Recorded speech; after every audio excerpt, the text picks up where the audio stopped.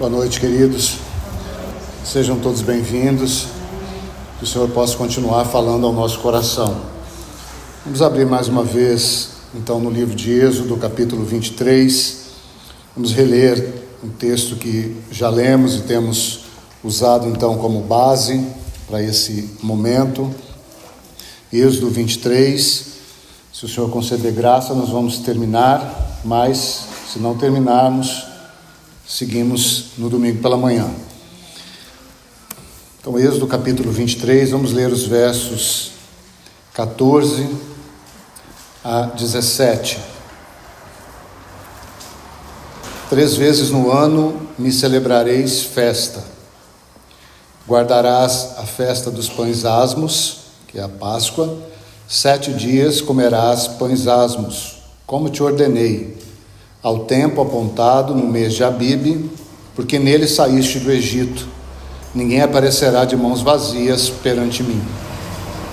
Guardarás a festa da sega, dos primeiros frutos, aí é a festa de Pentecostes, do teu trabalho que houveres semeado no campo, e a festa da colheita, que é a festa dos tabernáculos, à saída do ano, quando recolheres do campo o fruto do seu trabalho. 3 vezes no ano, todo homem aparecerá diante do Senhor Deus. Vamos orar mais uma vez. Pai, nós te bendizemos, Senhor, te louvamos, te adoramos, te damos graças ao Senhor, porque o Senhor se entregou na cruz por amor à igreja. Senhor, tu tens comprado, ó Pai, na nossa história, dia após dia, todos aqueles pelo qual o Senhor já redimiu na cruz. E nós te agradecemos, Senhor, porque nós já fomos incluídos, já podemos hoje desfrutar da realidade de sermos da tua família. Obrigado, Senhor, porque o nosso tempo foi abreviado. Nós já estamos aqui, Senhor, aos teus pés, ouvindo os teus ensinamentos. E suplicamos, Senhor, por aqueles que ainda não ouvem a tua voz. Senhor, que eles possam se render ao teu doce falar e receber ao Senhor como único Senhor e Salvador. Mais uma vez, nós te bendizemos, porque o Senhor nos fez os mais bem-aventurados desta terra. Toma este tempo, Senhor, é um tempo do Senhor, é o Senhor mesmo que deseja falar à tua noiva. Tu conheces cada coração, tu conheces cada anseio, tu conheces, Senhor, cada necessidade. Então, Senhor, tenha liberdade de ministrar a todos nós. Todos precisamos de ouvir a tua doce voz.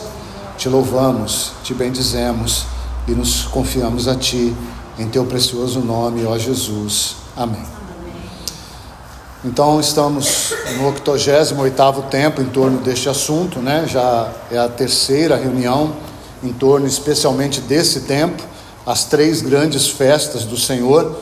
Partimos ali de Deuteronômio capítulo 16, e já falamos alguma coisa dessas festas, alguns fundamentos, em especial que essas festas deveriam acontecer no lugar que o Senhor determinou.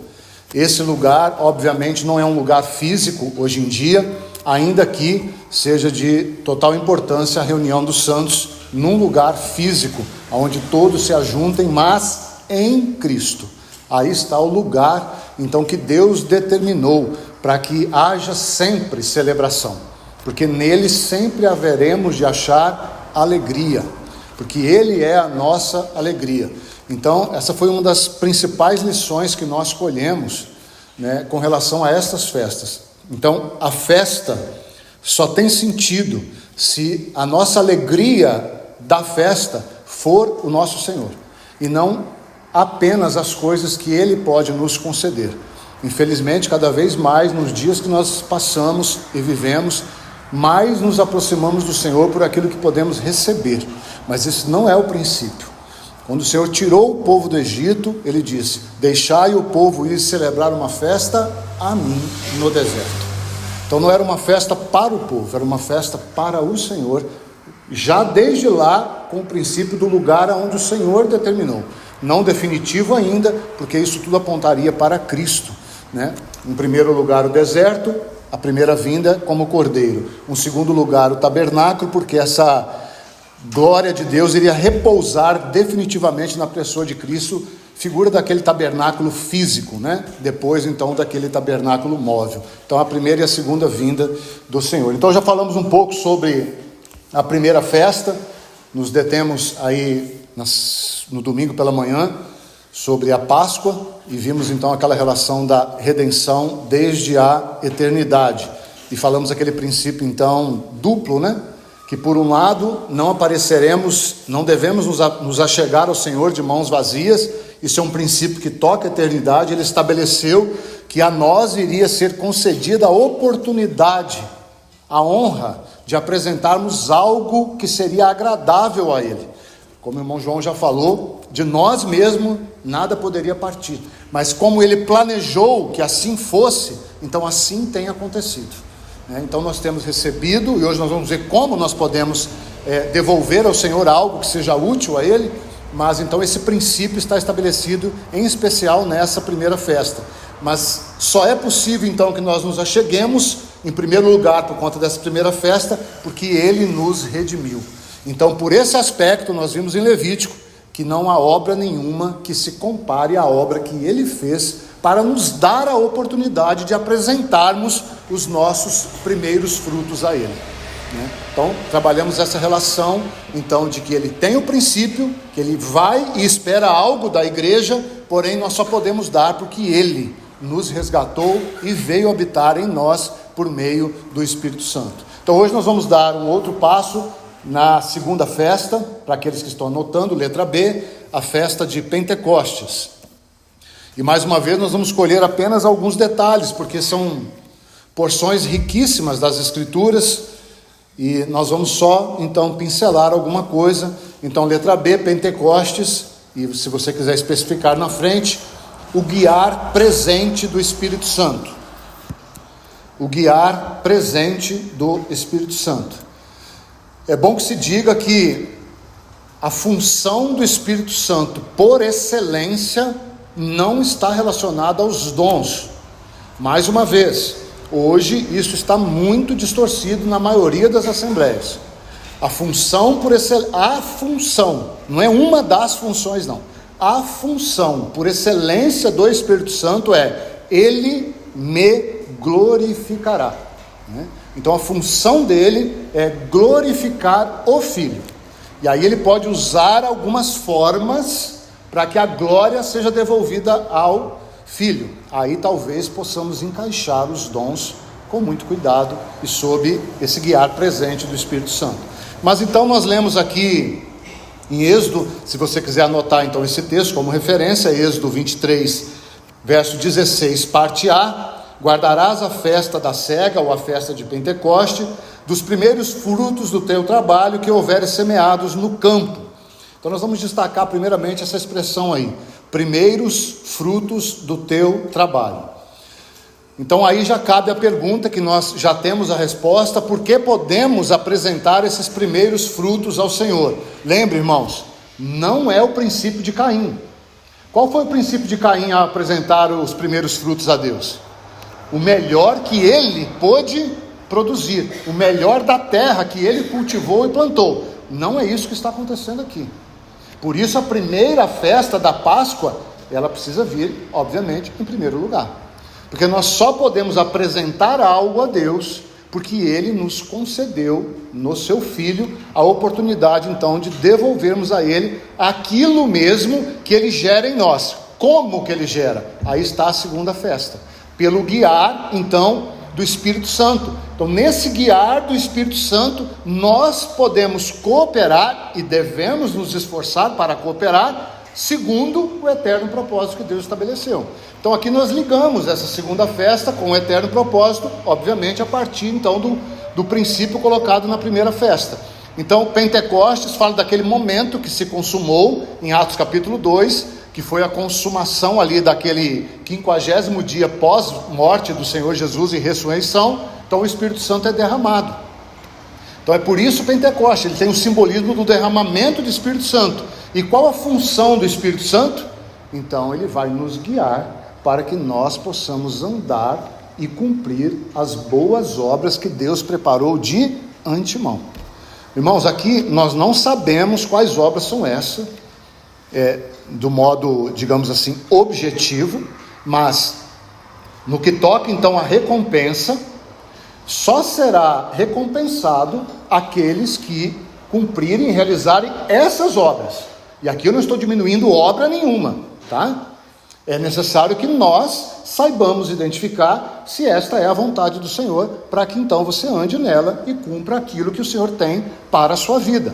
Desde, entre aspas, uma simples função, mas tão importante, por exemplo, de ser mãe, que Paulo vai listar essa função como algo que de alguma maneira toca a realidade de intimidade das mulheres com o seu Pai eterno. E aí vai todas as demandas que o Senhor mesmo tem nas suas assembleias.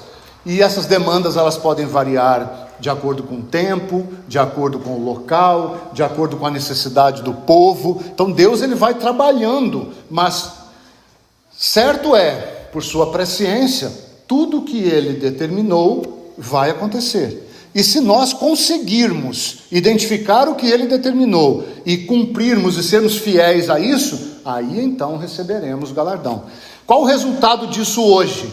Como o irmão João tem colocado ali em Filipenses, o caráter de Cristo formado em nós. Então é bem provável, para não sermos totalmente dogmáticos, que só reinará com Cristo aquele que tiver o caráter de Cristo formado. Bem provável.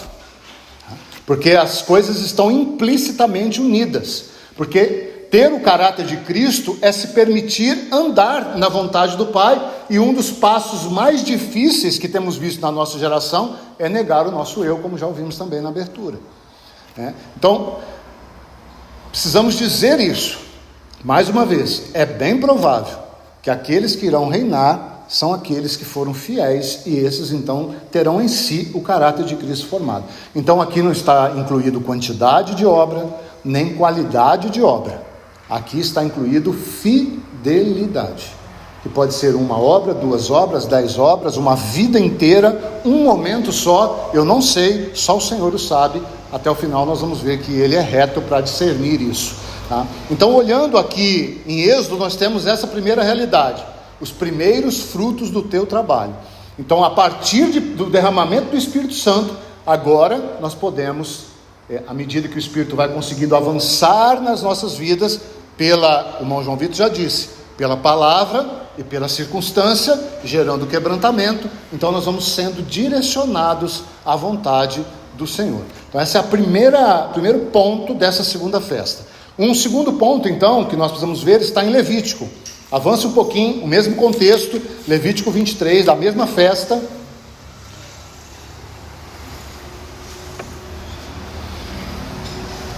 Verso 16, Levítico 23, 16. Se você abriu, você já viu que é o mesmo contexto da festa, o Pentecostes, que tem o sentido ali, objetivo do ajuntamento da igreja, que aconteceu de uma vez por todas ali em Atos 2, no fato espiritual, e agora está acontecendo na experiência, no tempo cronológico.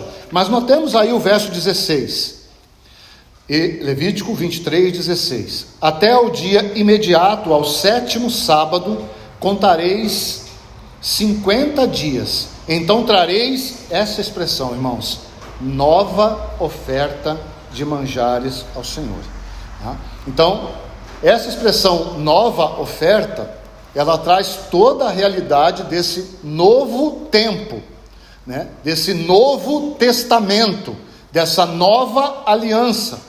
Essa aliança agora que foi ratificada, selada e penhorada pela presença do Espírito Santo. Então essa nova aliança que o Senhor fez com a igreja, e obviamente individualmente também, nunca mais será anulada. Essa nova aliança que gera a nós a possibilidade de termos e darmos ao Senhor uma nova oferta, ela está selada e penhorada pelo Espírito Santo. Por isso a importância dessa festa, ela traz essa realidade, uma nova oferta. A carta aos Hebreus, certamente o irmão João irá abordar isso de uma forma tremenda, como Deus tem feito através da vida dele, A carta aos Hebreus traz muito essa relação de uma nova aliança, de uma aliança superior, de uma aliança com promessas superiores, com realidade superior, uma aliança que tem bens com realidade, né? Que toca realmente aquilo que é a vontade do Senhor. Então, especialmente a carta aos Hebreus traz essa condição para nós, desse novo momento que vivemos agora, na era, coloquemos assim, da igreja, né? Do Espírito Santo, então movendo os corações. Mas ainda tem algumas expressões aqui. Olha aí o verso, então, antes do 16, o verso 15, que tem um detalhe também que toca. Por que eu li o 16 antes do 15? Porque o 16 aqui também toca o mesmo princípio de Êxodo, a importância do Espírito Santo. É por meio dele que nós temos esse novo tempo, essa nova aliança, esse novo momento, e podemos oferecer uma nova oferta. Mas qual o vínculo dessa nova oferta com a recompensa, com esse momento que nós estamos buscando entender do contemplar e do cumprimento do eterno propósito? Olha o verso 15. Guardarei para vós outros, desde o dia imediato ao sábado, desde o dia em que trouxerdes o molho da oferta movida, 7 semanas inteiras serão. Essa expressão, oferta movida, claro que nós não vamos entrar em detalhes da forma dessa festa, mas para que o irmão entenda, era uma oferta realmente que era movimentada, tá? E como que era movimentada essa oferta?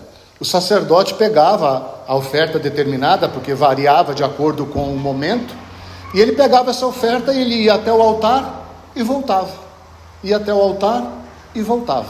Era uma oferta movida, entende? Movimentada, onde ele caminhava e vinha. Havia vários rituais naquele momento ali, né? Um desses era essa da oferta movida. E então ele ia lá perto do altar e voltava. Qual era o sentido então? O sentido era que era uma porção para o Senhor e uma porção para o sacerdote, que era o representante do povo. Então era como se ele deixasse um pouco lá e trouxesse um pouco para ele, né? Falando assim de um modo bem superficial, obviamente. Então nós temos aqui mais uma figura linda da recompensa. Por quê? Porque nós temos a oportunidade de oferecer uma nova oferta que vai, mas que retorna. Vai para o Senhor e num determinado tempo ela retornará para aqueles que apresentaram. Retornará em que forma? Na forma da recompensa que temos falado então, que irá determinar aqueles que reinarão, aqueles que terão autoridade sobre 10, sobre 5, sobre uma cidade, e assim como os evangelhos tratam e grande parte das cartas do Novo Testamento, tá? Então, esses dois princípios são os dois princípios principais aqui de Levítico, tá? O primeiro é essa realidade, então, que nós vimos da nova oferta. E como que é essa nova oferta? Era uma oferta movida, que era uma porção para o Senhor e uma porção para o sacerdote, tá? Então, trazendo essa realidade da recompensa que nós temos falado. Apenas para que você veja isso aqui, nós não vamos entrar em detalhes, mas é importante que você veja, porque Pentecoste traz a realidade, então, do momento e do tempo que o Espírito Santo estará aqui, que haverá um momento que o Espírito Santo não vai estar mais aqui, e esperamos que todos nós também não estejamos aqui nesse momento, estejamos todos unidos com Ele, assim cremos, por isso estamos aqui, não abrimos mão pela promessa feita do Senhor. Mas para que o irmão veja que nessa festa está descrito esse tempo, entre o derramamento do Espírito Santo e o consumar do propósito do Senhor, provavelmente incluindo talvez até mesmo um milênio. Então, só para que você localize, nós nem vamos ler dos versos 15 até o verso 21, nós temos então o direito que a igreja tem, guiada pelo Espírito, de cooperar. Então esse é o sentido aqui desse texto, o verso 15 até o verso 21. Então aqui você vai colher vários princípios, não dá para a gente fazer isso agora e nem é propósito, então do direito que a igreja, quem é a igreja? Aqui é o sentido geral, como se fosse todos que vão crer no Senhor Jesus, o direito que a igreja tem, guiada pelo Espírito, de cooperar com o Senhor, certo? Depois nós temos o verso 22, vamos ler esse verso, Levítico 23, 22. Quando cegardes a messe da vossa terra, não rebuscarei os cantos do vosso campo, nem colhereis as espigas caídas da vossa cega. Para o pobre e para o estrangeiro as deixareis. Eu sou o Senhor vosso Deus. Esse versículo é para você e para mim. Quem é o pobre e o estrangeiro? Éramos eu e você, os gentios. Então esse verso 22, ele aponta, claro, numa semente distante, numa figura bem empalidecida, mas ele aponta para o tempo ou a semana dos gentios, né? Que na verdade não é uma semana, ela fica entre a 40ª, vamos colocar assim, 8ª ou 9ª, dependendo da forma que você aborde, e a última semana, porque nós ainda teremos uma última semana, que está aí então no verso 23. Disse mais o Senhor a Moisés, vê como ele foca: fala aos filhos de Israel, dizendo: no mês 7º, ao 1º do mês, terei descanso solene, memorial com sonidos de trombeta, santa convocação. Nenhuma obra servil fareis, mas trareis oferta queimada ao Senhor. De novo, não dá para entrar em detalhes, mas aqui está embutido a semente do despertar da nação de Israel, não da igreja. Então nós temos a igreja de um modo geral, depois nós temos a entrada dos gentios, e depois nós temos o despertar da nação de Israel, né, com aquele sentimento de que eles perderam a glória do Messias que já veio. Por isso oferta queimada, porque a oferta queimada, ela aponta como uma oferta que deveria ser dada somente a Deus, e eles não reconheceram a oportunidade de oferecer essa oferta a Deus por meio de Jesus Cristo. Então haverá esse tempo desse despertar. Por isso esse sonido de trombeta e toda essa relação aí que toca algo de Apocalipse, tá? Então é bem possível que talvez até a igreja esteja aqui nesse tempo, que essa nação seja despertada. Mas aqui não há como fecharmos questão. Fato é que provavelmente a nação de Israel será uma das nações que ouvirá essas trombetas, né? E haverá o tempo então que eles vão ver aquele que eles traspassaram e lamentarão sobre esse tempo, né? Eles reconhecerão que eles não ofereceram essa oferta que deveria ser dada somente a Deus, tá? Então, de novo, é uma pálida semente, mas se você estuda as expressões, a forma que o Espírito coloca dessas 3 porções divididas, você vai ver essa realidade: a igreja, os gentios e a nação de Israel. Ainda precisamos ver algo ali em Deuteronômio. Vamos para lá, que é outro texto que tem essa mesma relação da festa. Deuteronômio capítulo 16.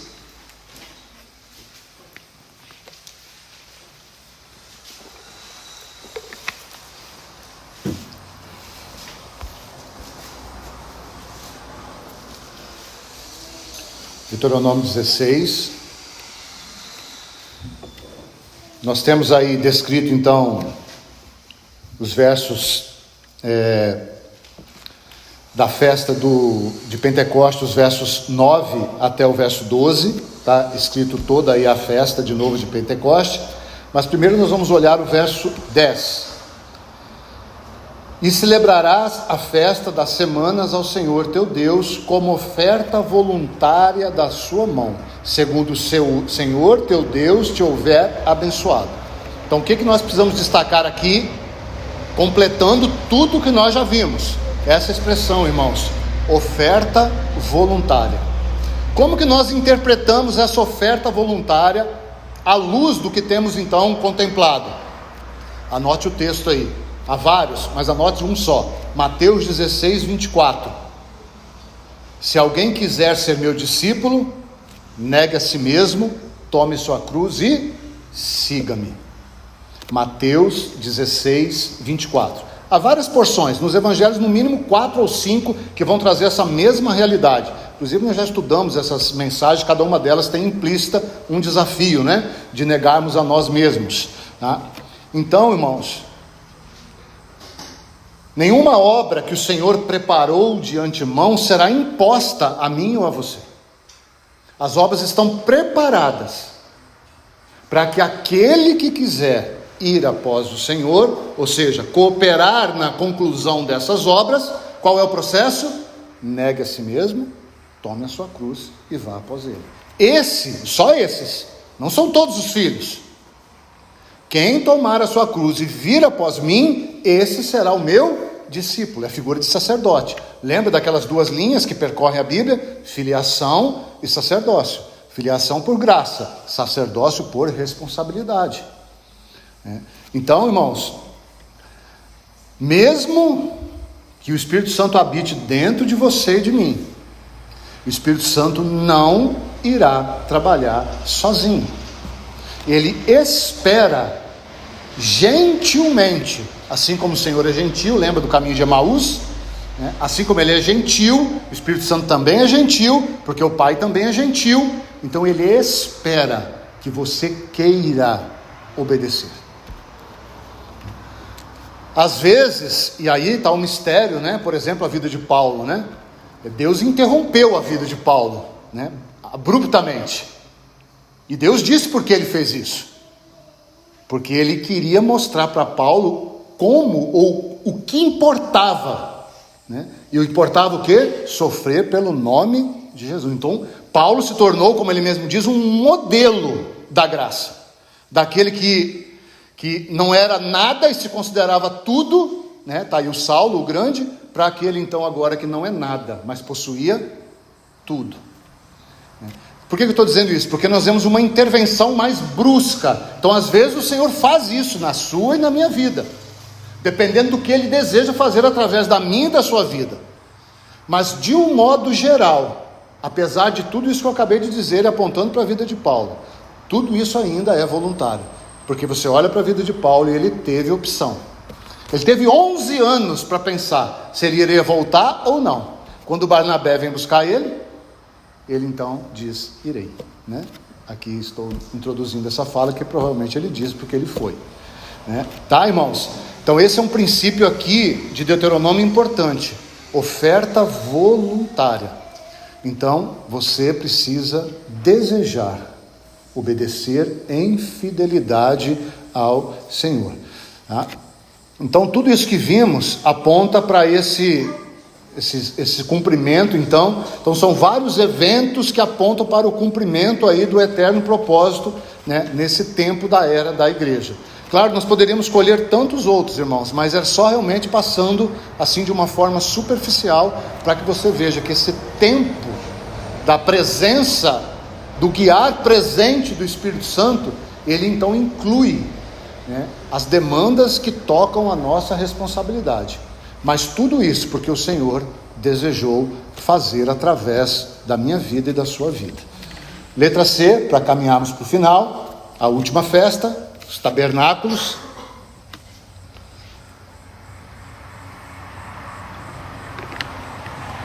Aqui nós vamos usar um título por conta do que temos estudado, Então, é um título apenas, digamos assim, focado no momento desse 88º estudo. Então, a glória manifesta do novo homem. A glória manifesta do novo homem. Mais uma vez, eu vou pedir a você que volte a Êxodo 23. A glória manifesta do novo homem. Qual é o novo homem? A grande maioria de nós já sabe, É o novo homem da nova criação, aquele que Cristo é o cabeça e a igreja é o seu corpo, descrito ali em Efésios, a partir do verso 11 e mais precisamente versos 14 e 15, do segundo capítulo da carta de Paulo aos Efésios.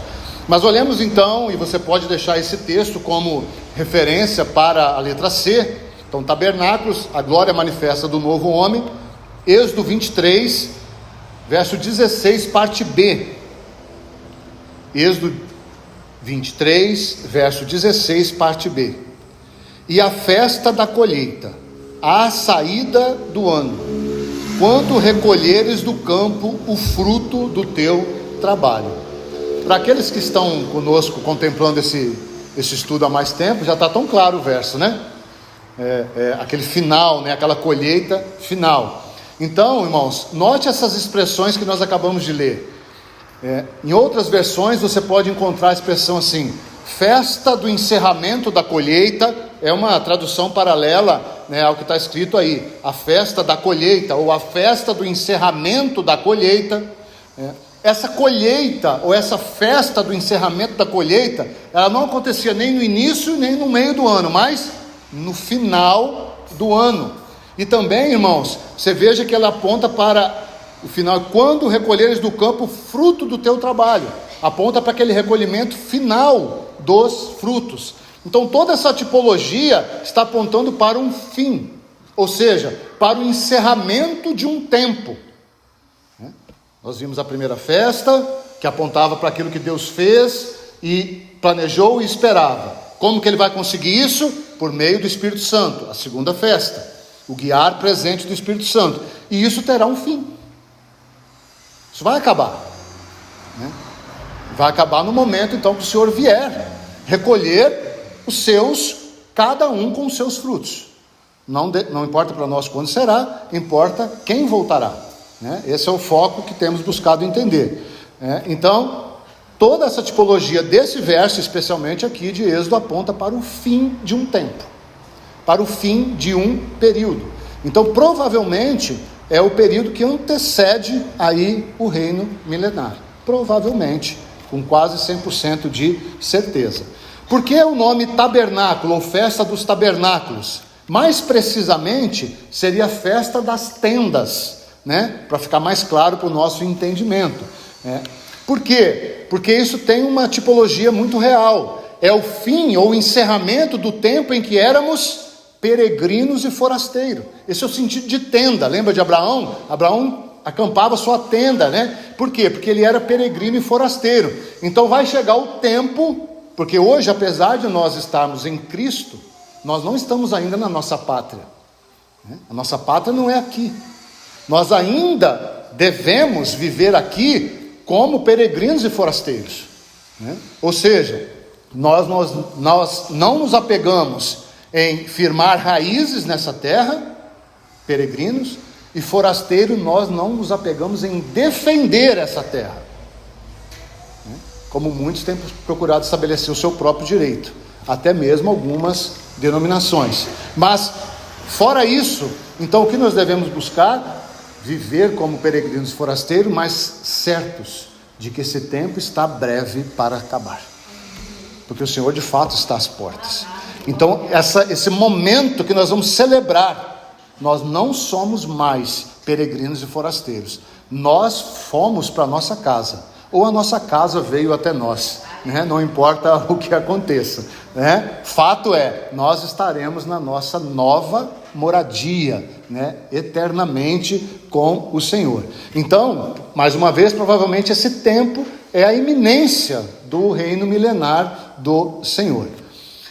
Vamos ver mais alguma coisa em Levítico. Então os irmãos vejam que o Espírito Santo, ele não repete as coisas só por repetir. Então às vezes nós achamos que não há importância em repetir as coisas, porque nós temos preguiça para ler, né? Achamos que lemos uma passagem e já entendemos tudo. Mas os irmãos estão percebendo que em cada texto há os seus detalhes e devem ser contemplados, né? À luz então da ajuda do Senhor. Então, quando você olha Levítico 23, nós temos a mesma festa descrita. Então, dos versos 33 até o verso 44. Então, a festa está descrita aí de novo, Levítico, os versos 33 a 44 do capítulo 23. Porém, queria olhar com os irmãos um detalhe no verso 36. Levítico 23, 36. 7 dias oferecereis ofertas queimadas ao Senhor. Ao dia 8º tereis santa convocação e oferecereis ofertas queimadas ao Senhor. É reunião solene, nenhuma obra servil fareis. Essa expressão nenhuma obra servil fareis, porque no tempo dessas festas não era tempo de trabalhar, era tempo de parar e contemplar a presença de Deus. E cada relação, nós já vimos algumas, tem uma relação com a nossa vida com o Senhor. Porque por mais que nós trabalhemos e produzamos algo que seja interessante para o Senhor, o princípio é, tudo vem dele. É para que fique bem claro, como o irmão João já falou, nada pode sair das nossas mãos. Então por isso que essa expressão, nenhuma obra servil fareis, está espalhada por essas festas, né? Porque toda a alegria da festa está para aquele que é o anfitrião da festa. Ninguém tem merecimento de receber nenhuma glória além dele. E por que nós recebemos recompensa? Porque nós estamos nele. Essa é a realidade do novo homem. A glória do cabeça é estendida ao corpo. Então veja essa expressão aí, 8º dia, está aí no verso 36. Ela aparece agora de uma forma nova, né? Nessa festa dos tabernáculos. Qual é o sentido desse 8º dia no Antigo Testamento? Era o dia da circuncisão, né? Ao 8º dia, todo primogênito deveria ser circuncidado. Então esse é um princípio que foi estabelecido a partir de Abraão.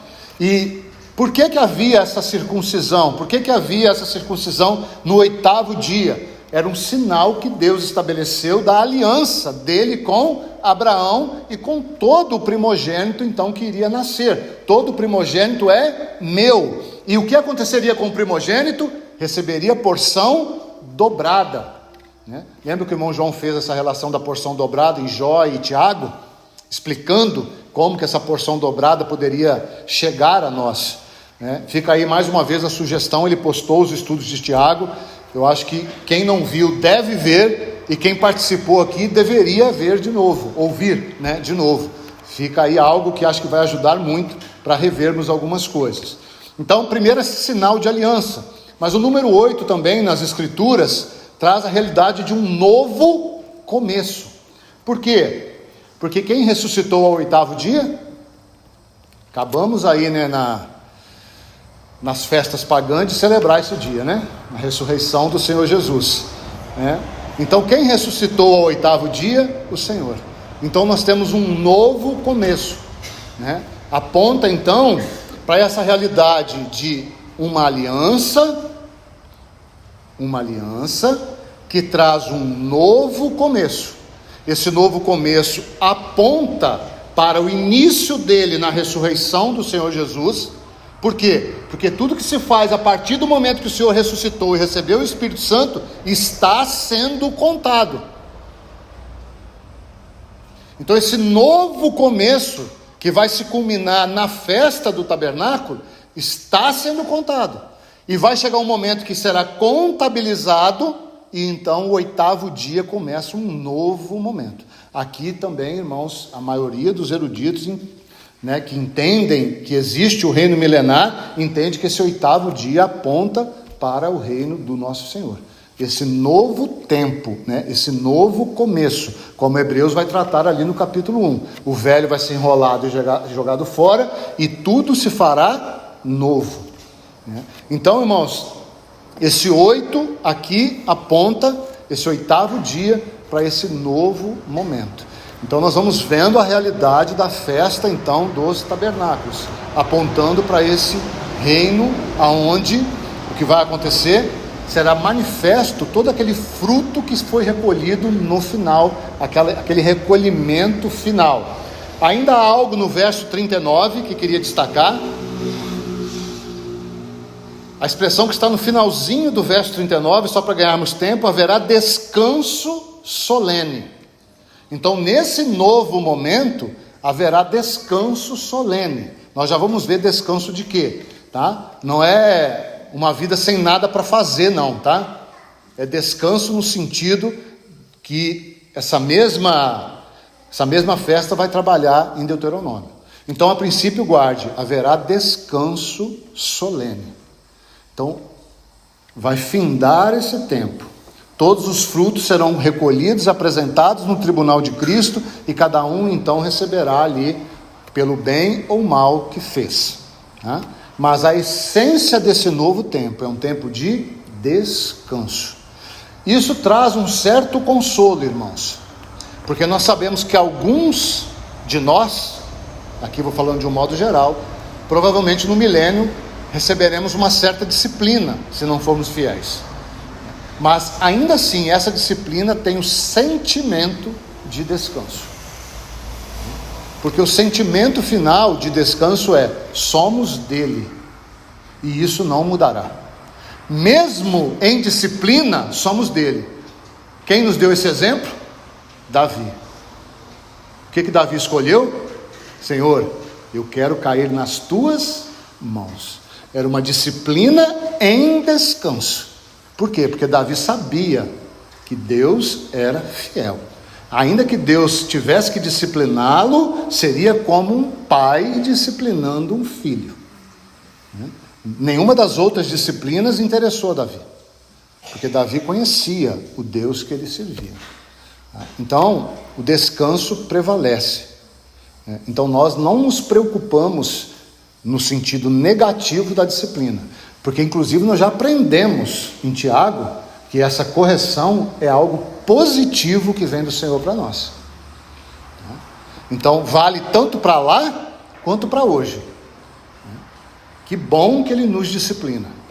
É uma disciplina em descanso. Caminhando para o final, vamos ver então do que seremos livres. Deuteronômio 16 de novo.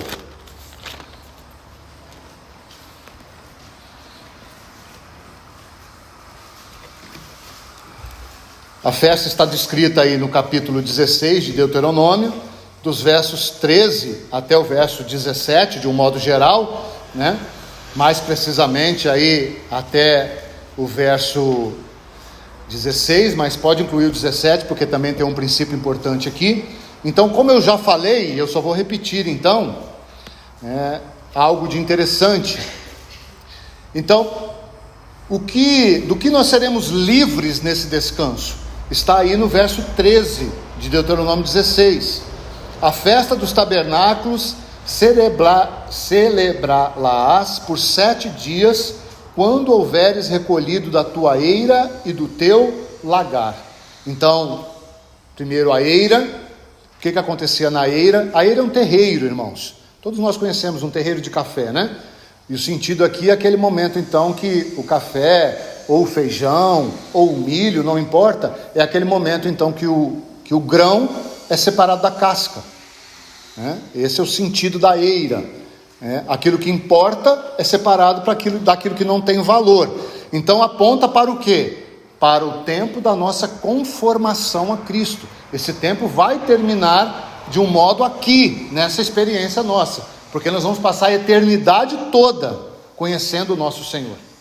Se vamos melhorar mais ainda, eu não sei.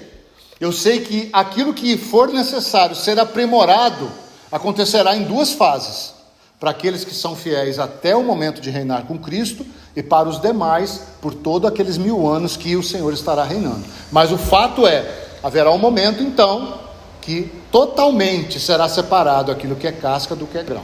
E o outro é lagar. Lagar então aponta para o fim de um tempo de um labor, de luta, de perseguição. A figura mais clara é de Gideão, né? Lembra que os medianitas perseguiam Gideão, e Gideão malhava o trigo aonde? No lagar. Aí ele une a figura ali, né, da eira no lagar, né?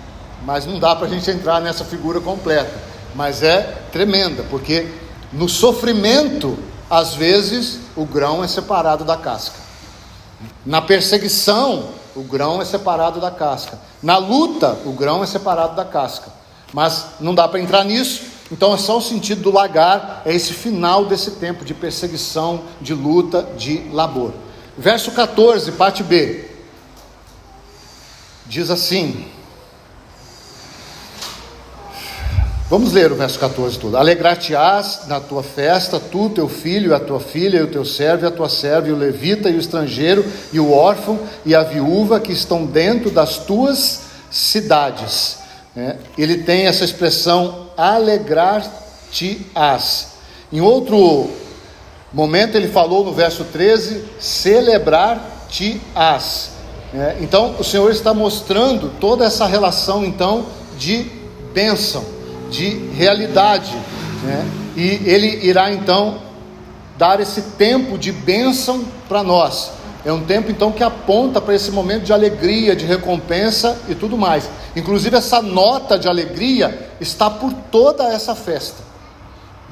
Todo esse tempo será um tempo de alegria. E Paulo manifesta isso de uma forma muito linda. Você pode anotar o texto, você conhece. 2 Timóteo, capítulo 4, verso 8. Se você olhar no meio do verso 15 aqui de Deuteronômio, olha aí, há de abençoar-te em toda a tua colheita. Então você vê que a alegria, né, celebração, alegria, porque o Senhor vai abençoar em toda a tua colheita.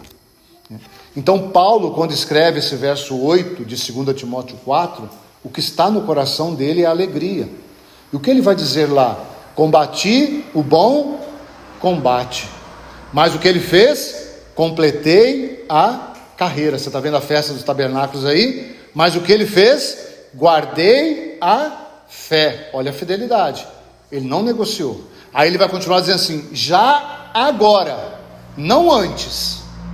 Porque Paulo agora está no fim da vida dele. Já agora. Entende? Então, há um tempo determinado. Que esse agora é o completar da carreira. O que está preparado? A coroa da justiça. Mas veja, irmãos, está preparado a coroa da justiça. E ele vai dizer assim: me está guardada. Note esse me. Depois você pode buscar na sua Bíblia, tem lá. A coroa da justiça me. Porque é a coroa dele que está guardada. Porque ele fez o que fez. Ele percorreu a carreira, ele combateu o bom combate e guardou a fé. Sim, aí ele vai continuar dizendo para nos dar um pouco de esperança, o qual o Senhor, veja, primeiro o Senhor, porque está implícito obediência, porque o Senhor, obediência, fidelidade, reto juiz. Então o reto juiz vem junto com o Senhor. Me dará quando? Naquele dia, com D maiúsculo. Aí ele então nos consola, e não somente a mim, mas também a todos quantos amam a sua vinda. Para terminar, temos duas coisas para ver, tá? Mais 5 minutos. Quem ama a vinda do Senhor Jesus? Agora você vai checar se você ama a vinda do Senhor, porque a coroa da justiça está preparada para aqueles que amam a vinda do Senhor. Não são para todos, porque há de convir que nem todos amam a vinda do Senhor. Não nesse momento. Será que todos nós aqui hoje, de fato, podemos dizer: Maranata, vem agora, Senhor Jesus? Mas tudo bem, talvez você não consiga dizer isso, mas vamos ver se você ama a vinda do Senhor. 2 textos para sondar o meu e o seu coração. Quem são os que amam a vinda do Senhor? Primeiro, não precisa nem abrir, só anote, eu vou ler para você. Segunda carta de Pedro, capítulo 3, os versos 11 a 13. Segunda carta de Pedro, capítulo 3, os versos 11 a 13. Você me ouça e sonde o seu coração, que eu também vou sondar o meu, porque eu também vou ouvir a minha voz.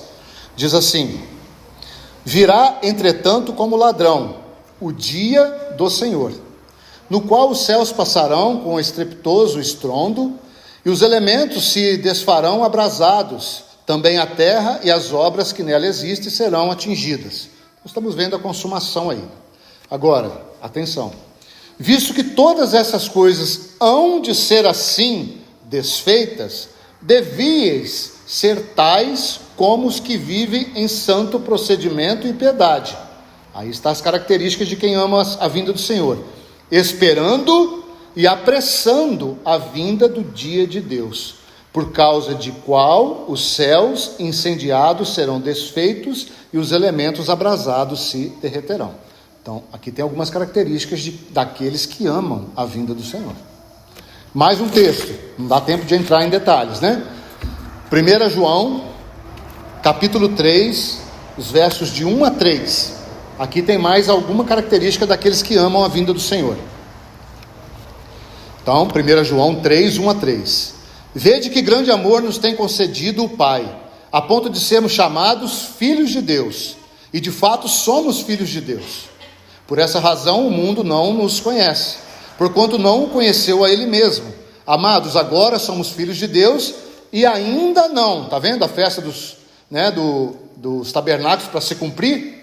E ainda não se manifestou o que haveremos de ser. Sabemos que quando ele se manifestar, seremos semelhantes a ele. Viu o lagar aí, a eira? Porque haveremos de vê-lo como ele é. Agora uma característica aí para você sondar o seu coração. E a si mesmo se purifica todo aquele que tem esta esperança, assim como ele é puro. Esse é um versículo que é sinônimo àqueles que amam a vinda do Senhor. Tá? Tínhamos duas coisas para ver, né? A última para terminarmos. Como que você pode, então, participar dessa festa dos tabernáculos e não ficar de fora dela, apenas colocando isso de forma didática? Não precisa voltar, se você estiver aberto em Deuteronômio, você pode olhar o verso 17. Se não, se você já não está aberto mais, não precisa abrir, eu vou ler. Deuteronômio 16, verso 17. Cada um, veja, cada um oferecerá na proporção em que possa dar. Qual proporção é essa? Aquele que estudou mais? Aquele que orou mais? Aquele que jejuou mais? Não. Segundo a bênção que o Senhor, seu Deus, lhe houver concedido. Qual princípio está aqui? Para você interpretar, já que você não vai usar a mente, né? Nós vamos usar a palavra e terminamos aqui. Filipenses, capítulo 3, verso 16. Todavia, Filipenses 3,16. Todavia, andemos de acordo com o que já alcançamos. Então veja, ele se completa. Você vai dar de acordo com a bênção que o Senhor tiver te abençoado, certo? Esse é um lado. E qual o outro lado? À medida que ele te abençoa, como que você deve andar? Na medida daquela bênção que você recebeu.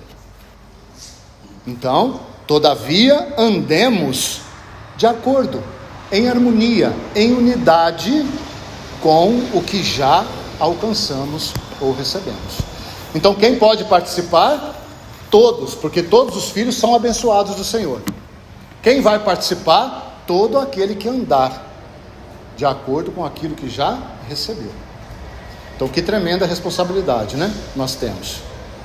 Porque revelação recebida e não respondida gera o quê? Incapacidade de recebermos mais revelação. E o contrário é verdadeiro também. Então, que Deus continue a falar ao nosso coração. São 3 festas tremendas. Passamos só por cima, irmãos. E olha quantas coisas o Senhor tem para nós. Ajude-nos o Senhor, que Ele possa continuar, não só através da minha vida, mas do João, da irmã Cláudia, abrindo a sua palavra, para que todos nós possamos receber de acordo com a vontade dEle. Amém? Vamos orar. Pai, nós nos curvamos à Tua majestade, Senhor. E como já disse um irmão, quanto mais nós conhecemos ao Senhor, mais nós vemos que o Senhor é insondável, inescrutável. Quão profundas são, Senhor, a Tua riqueza, a Tua sabedoria, a Tua santidade, a Tua beleza, Senhor.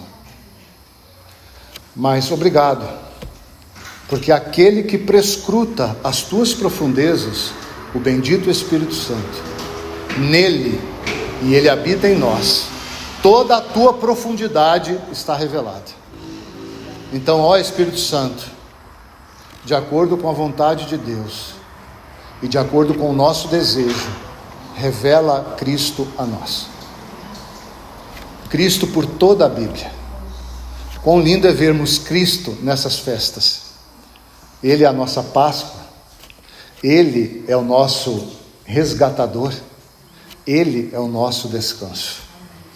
Obrigado, Senhor, muito obrigado.